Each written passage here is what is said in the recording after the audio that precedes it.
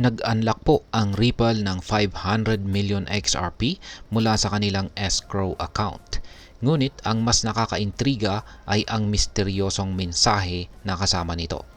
Ano po ang ibig sabihin nito para sa ating lahat bilang mga crypto traders at investors ni XRP? Kaya yan po ang ating aalamin sa video na ito. Pero bago po tayo magpatuloy ay nais ko lamang po munang bigyang linaw ang aking disclaimer kung saan ang nilalaman po ng video na ito ay hindi po ito isang financial advice. For education and information purposes lamang po ang layunin nito. Yan, umpisahan po natin sa kung ano po ang Ripple Escrow Unlock. Lalong-lalo na sa mga bago pa lamang rito. Para sa mga hindi pa masyadong pamilyar, ang escrow unlock ay isang proseso kung saan si Ripple ay naglalabas ng nakalak na supply ni XRP sa market kada buwan. Sa kasong ito, 500 million XRP ang inilabas mula sa escrow account ng Ripple ngayon pong January 1, 2025. Ang halaga nito, ayan, ano po ang or magkano po ang halaga nito? Umabot po ito sa 1.07 billion dollars o higit 60 billion pesos. Ayan. Ganyan po kalaki ang halaga nito. Ngayon, ang wallet na tinatawag na Ripple 25 ang siyang nagproseso sa transaction na ito. Pagkatapos nito, ang 500 million XRP ay transfer papunta sa isang bagong wallet na tinatawag pong Ripple 13. Yan, ngunit sa halip na ipamahagi ang mga token na ito ay muling nilak ni Ripple ang 500 million XRP sa escrow. Kaya ang tanong ay bakit kaya?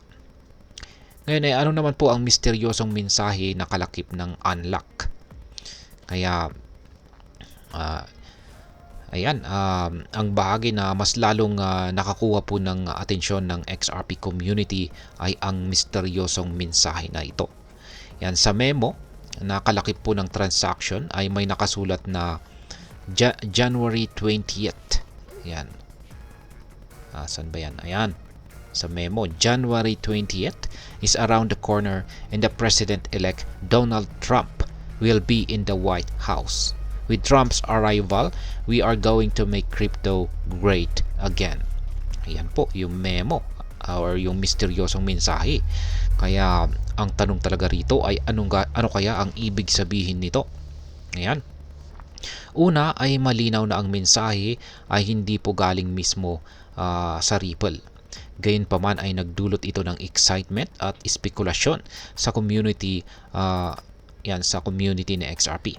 Maraming naniniwala na ang mensaheng ito ay may positibong pahiwatig para sa crypto market, lalo na sa bansang US. Ano naman ang koneksyon ni Donald Trump sa crypto? Ayon po sa mensahe ay umaasa ang mga tao na ang bagong administrasyon ni Donald Trump ay magbibigay ng mas magandang kapaligiran or environment para sa cryptocurrencies. Noon pa man, nagpakita si Trump ng suporta para sa pro-crypto policies at nag-appoint na rin po siya ng mga opisyal na may parehong pananaw. Ang ganitong mga hakbang ay nagdudulot po ng pag-asa na ang US crypto market ay magbubukas ng mas maraming oportunidad para sa mga investors. Para sa Ripple, mahalaga po ang ganitong suporta dahil ang kanilang negosyo ay heavily regulated. Ang anumang pro-crypto policy ay maaaring magpabilis ng kanilang mga projects at magdala ng mas mataas na adoption para kay XRP. At ngayon ay bakit po mahalaga ang escrow unlock sa community ni XRP? Ang escrow unlock ay isa po kasing critical na bahagi ng tokenomics ni XRP. Kapag inilabas po ni Ripple ang XRP sa market, nagkakaroon po ito ng epekto sa supply at saka demand dynamics. Ngunit mahalaga ring tandaan na ang Ripple ay maingat sa pamamahala nito. Halimbawa, tulad po ng nakita natin ngayon, muling nilak ang 500 million XRP sa bagong escrow wallet. Isa pa, ang mga ganitong transaction ay nagbibigay po ng transparency sa crypto market. Pinapakita nito na ang Ripple ay hindi po basta-basta nagre-release ng XRP na maaari pong magdulot ng pagbaba ng presyo. Ngayon ay ano po ang epekto nito sa presyo ni XRP? Ang mga ganitong balita ay may potensyal na magdulot po ng short-term volatility sa presyo ng XRP. Sa kaso po ng escrow unlock ngayong January 2025, ang presensya po ng misteryosong memo ay nagdadagdag ng excitement sa market. Marami pong traders ang umaasa na ang kombinasyon po ng escrow unlock at saka ang pro-crypto sentiment mula sa Trump administration ay maaring mag-trigger ng isang bull market. Sa ngayon, ang presyo po ni XRP ay nananatiling stable. Ngunit ang anticipation para sa mga susunod na hakbang ni Ripple at ang impact ng bagong administrasyon sa US ay maaari pong magbago ng dynamics ng market sa mga darating na linggo. Ngayon ay ano po ang posibleng impluwensya nito sa crypto market? Kung totoo po ang pahiwatig na ang 2025 ay magiging mas maganda para sa crypto industry, maraming aspeto ang maaring umusbong. Una ay magkakaroon po ng malaking adoption. Kung magkakaroon po ng mas malinaw na regulasyon sa US, ang mga malalaking institution ay maaari pong mas mahikayat na gumamit ng cryptocurrencies tulad ni XRP. Maliban dito ay ang tiwala po sa market. Ang pro-crypto stance at bagong administrasyon ay maaaring magdulot ng mas mataas na tiwala mula sa mga investors. Para kay XRP, ito ay maaaring magbukas po ng mas maraming partnership at saka collaborations. At dagdag na rin dito ay ang advancement o paglago ng technology. Habang nagiging mas mainstream ang crypto, ang mga technology tulad po ng XRP Ledger ay mas magkakaroon po ng halaga, lalo na sa cross-border payments at saka decentralized finance or DeFi.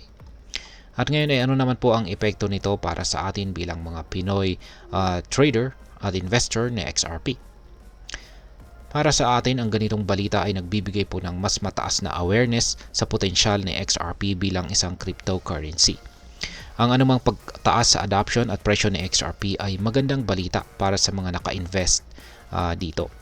Bukod dito, ang pro-crypto sentiment sa US ay maaring magdala ng positibong epekto sa buong global crypto market at syempre kasama na po ang Pilipinas.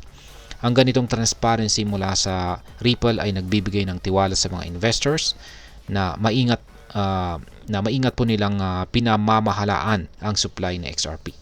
Sa mga traders naman ay maaring magbigay ito ng oportunidad para sa short-term gains habang nananatiling updated sa mga developments. At ngayon ay ano naman po ang aking masasabi tungkol dito? Sa tingin ko, ang Ripple Escrow Unlock na ito ay isang magandang halimbawa ng maingat na pamamahala sa cryptocurrency. Bagamat hindi po malinaw ang tunay na intensyon sa likod ng mensahe, ito po ay nagpapakita na ang XRP ay nananatiling isang aktibong player sa crypto market. Ang mahalaga bilang investors ay maging informed po tayo sa mga ganitong balita, mag-research, mag-obserba ng market trends at huwag basta-basta magpapadala sa hype. At ayan, hanggang dito na lamang po tayo sa video na ito mga ka-crypto. Sana po ay inyong nagustuhan ang aking paliwanag sa video na ito. Kung inyo po itong nagustuhan, pag-click lamang po ang like button nito. Marami pong salamat sa panonood, ingat po tayo lagi at God bless po sa ating lahat.